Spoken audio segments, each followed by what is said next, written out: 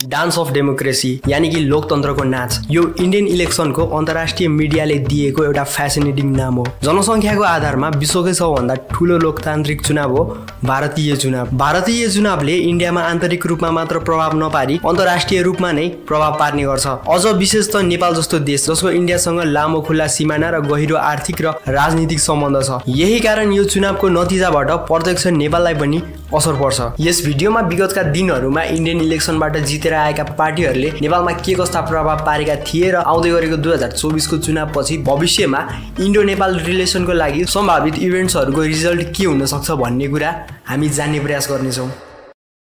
हमारे राम आ गए।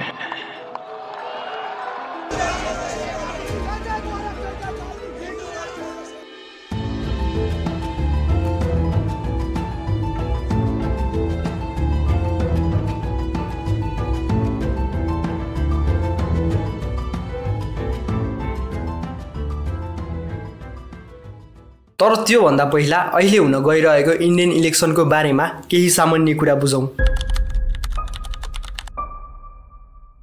अप्रिल 19 देखि सुरु भएको यो इलेक्सन मे महिनाभरि चली जुन 1 तारिखमा विभिन्न 7 चरणको इलेक्सन पछि मात्र अन्त हुनेछ। करिब 6 हप्ता चल्ने यो इलेक्सनमा मतदाता नामावली अनुसार 97 करोड मतदाता रहेका छन्। नेपाल सरकारले इन्डियन चुनावबाट थुप्रै कुरा सिक्न र ज्ञान लिन सक्छ।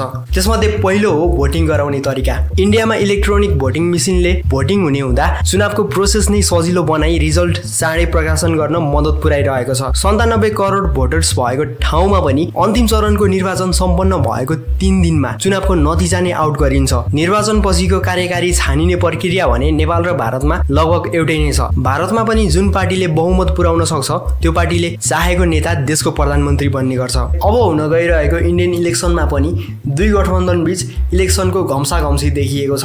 इन्डियामा यसपालि पनि नेपालमा जसरी नै विभिन्न पार्टी मिलेर गठबन्धन बनाई चुनाव लडिँदैछ। एउटा गठबन्धन रहेको छ नेशनल डेमोक्रेटिक एलायन्स NDA, जसमा वर्तमान स्थितिमा भारत सरकार चलाइरहेको भारतीय जनता पार्टी सहित नेशनल पिपुल्स पार्टी, नीतीश कुमारको जनता दल, लोक जनशक्ति पार्टी र अन्य साना पार्टी गरी कुल 20 भन्दा बढी पार्टी रहेका छन्। त्यसैगरी अर्को गठबन्धन हो Indian national development inclusive alliance India, जसमा भारतीय कांग्रेस, अरविन्द केजरीवालको आम आदमी पार्टी, भारतीय कम्युनिस्ट पार्टी, समाजवादी पार्टी र अन्य साना दल गरी करिब 40 भन्दा बढी पार्टी रहेका छन्। गठबन्धन बीच विश्वासको स्थितिले होला भारतमा गठबन्धनका पार्टीहरूले सरकारका लागि भनेर साथ छोड्दैनन् र फलस्वरूप अहिलेको अवस्थामा प्राय जसो एउटै सरकार 5 वर्ष चल्ने गर्छ। नेपालमा जस्तो एउटाको काँधमा चढेर सरकार बनाउने अनि फेरि अवसर पाएपछि पुनः काँध फेर्ने सम्मको अस्थिरता भारतमा सरकार बनाउने मामिलामा चाहिँ देखिँदैन। 2014 पछि अन्तिम 10 वर्षमा भारतमा NDA को सरकार चलिरहेको छ भने सरकार नरेन्द्र मोदीले हाँकिरहेका छन्। चुनाव भन्दा अघि मिडिया हाउसहरूले गर्ने स्याम्पल चुनाव एक्जिट पोल, ओपिनियन पोलको अनुसार मोदी नै सामेल रहेको NDA गठबन्धन यो चुनावको मुख्य दावेदार रहेको छ। मोदी चाहिए मोदी। यहाँ गांधी परिवार ने करा क्या है?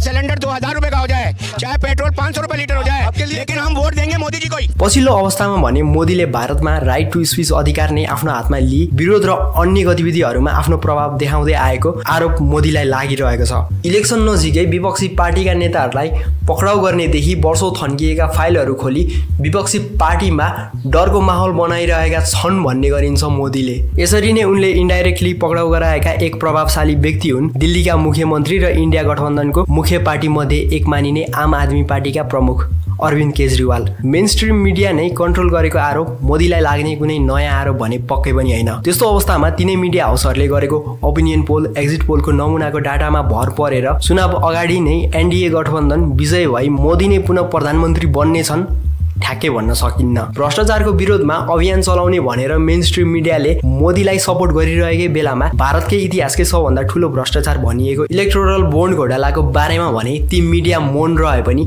सामाजिक सञ्जालमा भने यो विषय चौतर्फी विरोध भइरहेको छ। विपक्षीका ठूला नेता समात्नेदेखि लिएर ठूलो भ्रष्टाचारको काण्ड नै सार्वजनिक हुनाले NDA गठबन्धनलाई इलेक्सन जित्न मेन स्ट्रिम मिडियाले भने जति सजिलो भने पक्कै हुने छैन भने हिन्दू छवि बनाएको भाजपालाई हिन्दू मतदाता बढी भएको राज्य UP, बिहार जसको लोकसभा संसदको संख्या पनि धेरै छ त्यता भने अलि सजिलो पक्का हुनेछ। टिभीमा आयो त्यही नै सत्य हो भन्ने जनसंख्या बढी अनि धर्मको नाममा प्रचार गरेर मन्दिरलाई चुनावी एजेन्डा बनाउँदै आएको भाजपा भने यी ठूला राज्य जसको लोकसभा सदस्य धेरै छन् तिनीहरूमा भने लोकप्रिय नै छ। ओके, यो त भयो हालको इन्डियन चुनावको र त्यहाँको अवस्थाको कुरा।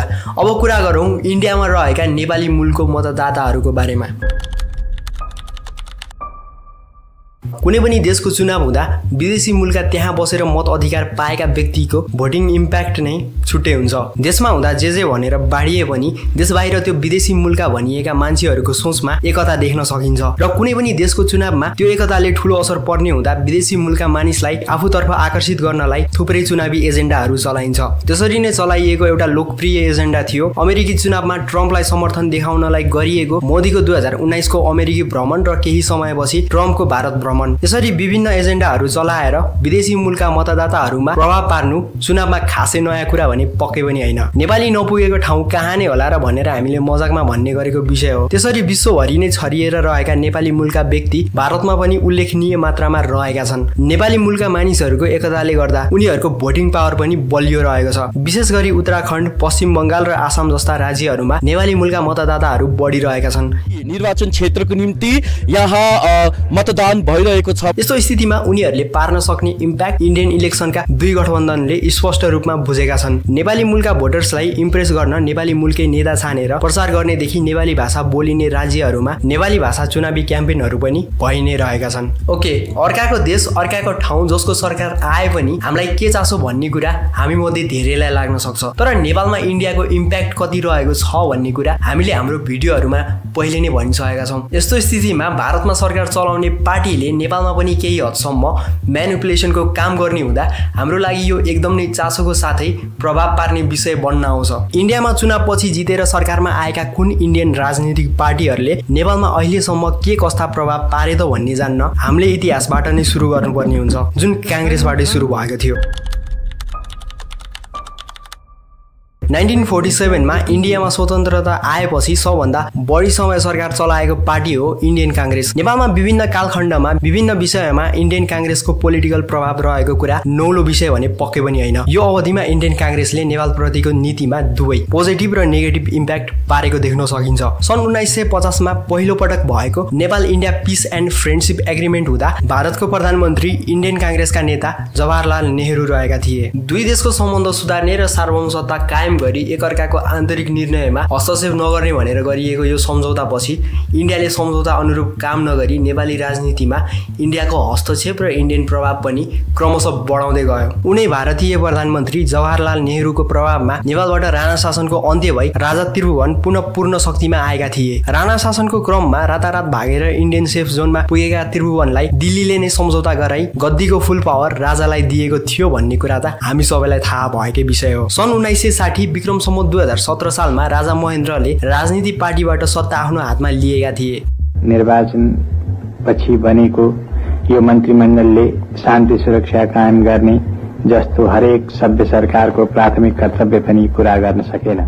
भर्खर भएको चुनाव र नेपाली काङ्ग्रेसको बहुमत आएपछि राजा महेन्द्रले सो निर्णय लिएका थिए। तर नेपालमा पनि इन्डियन काङ्ग्रेसकै समानान्तर मानिने र उतै नजिक रहेका नेताहरूले बनाएको नेपाली काङ्ग्रेसको हातबाट पावर खोसिएपछि नेहरू नेपाल र राजा महेन्द्रप्रति रुष्ट थिए। नेहरू रुष्ट भएकै बेलामा राजा महेन्द्रले इन्डियन काङ्ग्रेसको विपक्षी दल आरएसएससँग राम्रो सम्बन्ध बनाउन खोजेको र सो सम्बन्ध बनाएको कुरा नेपालका पूर्व भारतीय राजदूत रहेका रञ्जित रेले आफ्नो किताब काठमाडौँ डिलेमामा लेखेका छन्। त्यसरी नै नेपालको राजतन्त्र हटाउन इन्डिया कसरी लागि परेको थियो भन्ने कुरा त हामीले हाम्रो रको बारेमा बनाएको भिडियोमा भनिसकेका छौँ। नेपालमा राजतन्त्रको अन्त्य हुँदाखेरि पनि इन्डियन काङ्ग्रेसका मनमोहन सिंहको सरकार चलिरहेको थियो। इन्डियन काङ्ग्रेसले नै जनआन्दोलन 2 को क्रममा नेपाली राजनीतिक दलका नेताहरूलाई समर्थन दिई शान्ति सम्झौतादेखि राजा ज्ञानेन्द्रले निलम्बन गरेको राजनीतिक दलको सत्ताको पुनर्स्थापनादेखि माओवादीलाई केन्द्रीय राजनीतिमा आउन मद्दत गरेको थियो। नेपालका राजनीतिमा भएका प्रमुख घटनाहरूमा इन्डियन काङ्ग्रेसको प्रभाव सजिलै देख्न सकिन्छ। चाहे त्यो राणा शासनको अन्त्य होस्, निलम्बनमा परेका राजनीतिक दलको फुकुवा होस् वा राजतन्त्रको अन्त्य गर्न होस्, 1950 को सन्धि तोडेर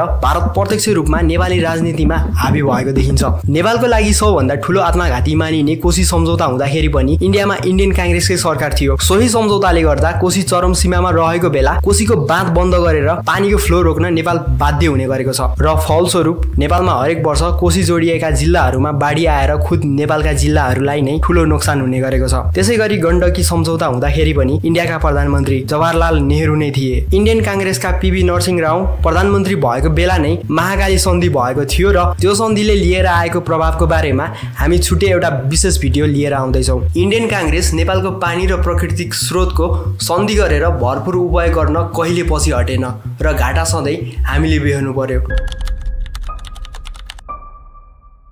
इन्डियन कांग्रेसको तुलनामा भारतीय जनता पार्टी भाजपाले इन्डियामा थोरै पटक सरकार चलाएको छ। भाजपाबाट इन्डियामा हालसम्म कुल जम्मा 2 व्यक्ति प्रधानमन्त्री भएका छन्, जसमध्ये पहिलो हुन् अटल बिहारी वाजपेयी र अर्को हुन् नरेन्द्र मोदी। वाजपेयी इन्डियामा 2 कार्यकाल प्रधानमन्त्री भए, जसमा उनको पहिलो कार्यकाल मात्र 16 दिनको थियो। सन् 2014 पछि अहिलेसम्म बीजेपीका नरेन्द्र मोदीले इन्डियामा सरकार चलाइरहेका छन्। थोरै समय सरकार चलाएको भएर होला भाजपाले इन्डियन कांग्रेसले जति सम्झौता र सन्धि नेपालसँग गर्न भ्याइसकेको छैन, तर त्यसो भन्दै गर्दा उसले आफ्नो प्रभाव नेपालमा भने पक्कै राखेको छ। राजा हट्ने बेलामा इन्डियन कांग्रेसको सरकार आइसकेको भए पनि गृह युद्धको सुरुको दिनहरूमा भाजपाका अटल बिहारी वाजपेयी इन्डियाका प्रधानमन्त्री रहेका थिए र माओवादीका नेताहरूलाई आश्रयदेखि प्राइभेसी वाजपेयीकै सरकारले नै मिलाइदिएको थियो, वा भनौँ सुरुवात त्यहीबाट नै भएको थियो। हम नया नेपाल के निर्माण की बात कर रहे हैं। नया नेपाल की हमारा मतलब है पहले तो ये फ्यूडल ऑटोक्रेसी जो है किंग भारतीय गुप्तचर संस्था र कसरी राजदरबार हत्याकाण्डमा सामेल थियो भन्ने कुरा तपाईहरुलाई हामीले भनिसकेका छौं। त्यतिखेर पनि इन्डियन प्रधानमन्त्री बीजेपीका वाजपेयी नै थिए। 2072 सालतिर नेपालको संविधानमा मोदी सरकारले राखेको इन्डियाको केही सुझावहरू त हामीले कभर गरिसकेका छौं। आफ्नो मागहरू सम्बोधन नहुने भएपछि त्यतिखेर नै मधेस केन्द्रित दललाई दंगा भड्काउनका लागि इन्डियन सरकार लागि परेको खबर सार्वजनिक नै भएको थियो। अघोषित नाकाबन्दी मोदी सरकारले नेपाललाई आफ्नो प्रभावमा कसरी दबाउन खोजिरहेको थियो भन्ने स्पष्ट प्रमाण हो। अन्तर्राष्ट्रिय स्टेजमा लोकप्रिय नेताको छवि बनाउन खोजिरहेका मोदी नेपालमा भने खासै रिजाएका व्यक्ति मानिँदैनन्। नेपालको आन्तरिक मामिलामा विशेष गरी राजनीतिक प्रक्रियामा भारतीय हस्तक्षेप बढ्दै गइरहेको कुरा स्पष्ट छ। त्यसैगरी भारतमा मोदी सरकार आएपछि नेपाल र भारत बीच सीमा विवाद चर्को रूपमा रहेको छ, चाहे त्यो लिम्पियाधुरा कालापानीको विषय होस् वा तराई केन्द्रित भूभागको विषय होस्। त्यसरी नै 2072 सालको महाभूकम्पमा पनि इन्डियन सरकारले बाचा गरेको साथ र सहयोग नपाएको र पाएको सहयोग पनि क्वालिटीहीन सामानहरू रहेको कुरा त्यसबेलाको निकै चर्चित दृश्य थियो। अन्तर्राष्ट्रिय स्टेजमा मोदी नेपालमा तनावपूर्ण स्थिति बनाउने अभिव्यक्ति दिन पनि खासै पछाडि पर्दैनन्। उनी कहिले बुद्ध भारतमा जन्मिएका हुन् भन्ने सन्देश दिनतर्फ लाग्छन् भने भारतमा पनि उनले लुम्बिनीकै नक्कली स्थान बनाउन खोजिरहेका छन्। सानो कार्यकाल र थोरै समयमा पनि भाजपाले नेतृत्व गरेको भारतीय सरकारले पनि नेपालमा जमाउन खोजेको प्रभाव भने प्रष्ट रूपमा देख्न सकिन्छ।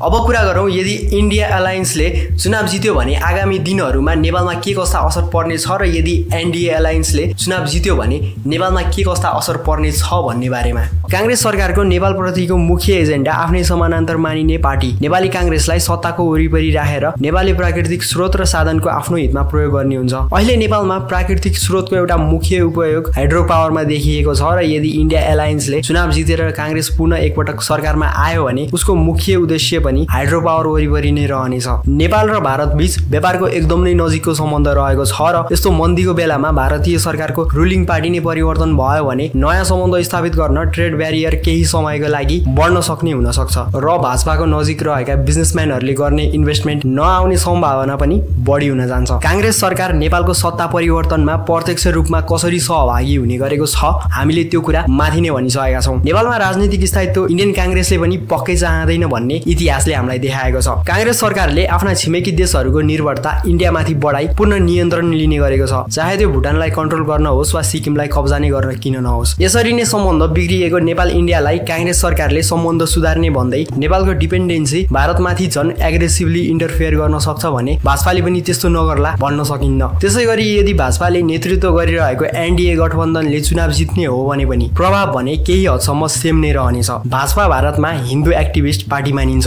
राम मन्दिरको स्थापनादेखि हिन्दू आन्दोलनसम्म सबैमा मोदी सरकार प्रत्यक्ष रूपमा लागि परेको छ भने यो मोदी सरकारको यूपी जस्तो ठूलो राज्यको चुनावी एजेन्डा नै बनेको छ। नेपालमा पनि पुनः हिन्दू राष्ट्र बन्नुपर्छ भन्ने माग दिन प्रतिदिन बढिरहेको बेलामा जति दिन भारतमा भाजपा सरकार बढी चल्छ नेपालमा पनि त्यो मागले त्यति नै बलियो ब्याक सपोर्ट पाउनेछ र भाजपा पनि त्यो कुरा सहर्ष स्वीकार्नेछ। मोदी सरकारमा रहने भयो भने नेपाल र भारत बीच बिग्रेको राजनीति स्थितिमा पनि झट्टै सुधार आउने जस्तो देखिँदैन। त्यसैगरी सीमाको भू राजनैतिक तनाव झन भन्दा झन बढ्ने छ भने लिम्पियाधुरा कालापानीको विवाद पुनः एकपटक चर्किन सक्छ। अन्तर्राष्ट्रिय स्टेजमा मोदीले दिने अभिव्यक्तिहरू रोकिनेवाला छैनन्, जसले गर्दा तनावको स्थिति पक्का नै उत्पन्न हुनेछ। नेपालमा केही प्रकोप आइहाल्यो भने ती अन्तर्राष्ट्रिय स्टेजलाई देखाउनका लागि सहयोगको बाचा गर्न भने मोदी सरकार पछि हट्दैन भने सहयोगको क्रम भूकम्पमा जस्तो निराशाजनक रहन सक्छ। Hundreds of students gathered in Nepal's capital on Friday, forming a human chain against an official blockade by India.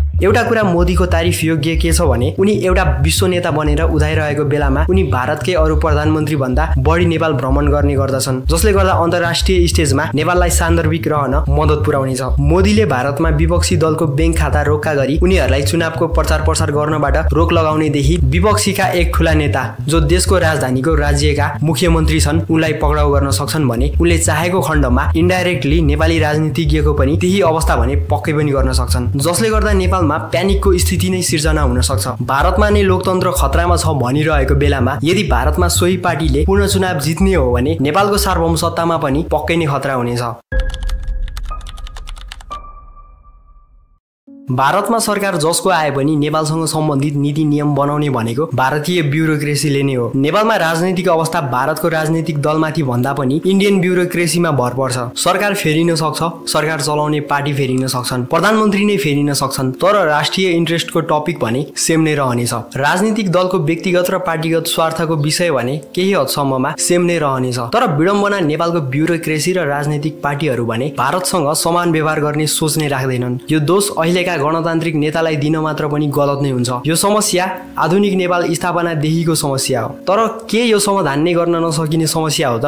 होइन, यसलाई समाधान गर्न सकिन्छ। इन्डियाले मात्र हामीबाट फाइदा होइन, हामीले पनि इन्डियाबाट फाइदा लिन सकिन्छ। यसको लागि आवश्यक पर्छ हामी आम जनताको दबाव र हाम्रा नेता र कर्मचारी तन्त्रको हिम्मत। यसो भन्दै गर्दा मैले कसैलाई भड्काउन खोजेको होइन, कुरा यहाँ समान व्यवहारको मात्र हो जुन हामीले इन्डियाबाट लिन सक्नै पर्छ र लिनै पर्छ। आशा गरौँ इन्डियामा नयाँ पार्टी सत्तामा आए पनि वा पुरानै पार्टी सत्तामा दोहोरिए पनि नेपाल भारतको सम्बन्ध सुधार होस्।